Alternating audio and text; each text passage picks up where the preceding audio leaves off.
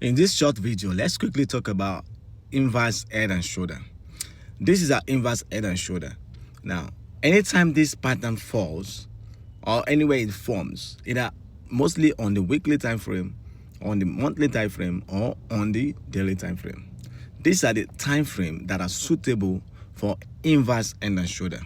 And the meaning of inverse head and shoulder simply means that price was previously in a downtrend. You can see here, price was making low, lower high, lower low, lower high, low, higher low, then price make a new higher high. So now, how do we trade inverse head and shoulder? This is how we trade inverse head and shoulder. Now, when the neckline breaks, this is the left, this is the right, and this is the head. So what we have to do is rule a line from the neckline. Once price break above this neckline, you have to go to the lower time frame, like the daily time frame or the 4-hour time frame. If you are trading from the daily time frame, you can go to the 4-hour time frame or the lower time frame. As soon as you see price breaks above this neckline here that you can see, wait for price to pull back to that neckline on the 1-hour time frame.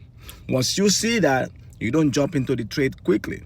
You have to wait and let price retest that level, show you that price is about to go higher by producing you with a bullish engulfing candlestick, or a pin bar with a long lower tail, or a dragonfly doji, or engulfing candlestick. Once you see that, now we know price is about to change from downtrend to uptrend. So now you have to wait for confluences. Now we know that price has been making a lower low, lower high. Now we have a lower low, a lower high, higher low, then wait for a new higher high, which is change in trend. So now we have from swing low to a swing high, resistance turns support. One, confluence. Number two, if you have your moving average, let your pin bar be rejecting that moving average. That's 0.2. If you have a trend line, price rejecting the trend line, that's 0.3.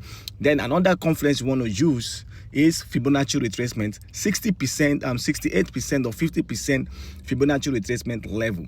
Once you see that, these are all the confluences you need. Then the fifth confluence is the pin bar or the bullish engulfing candlestick or the doji. Now that's for like 4 to 5 confluence.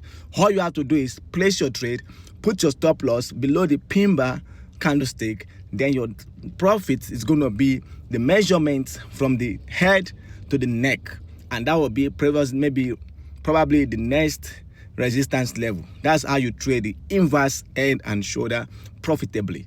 Bye.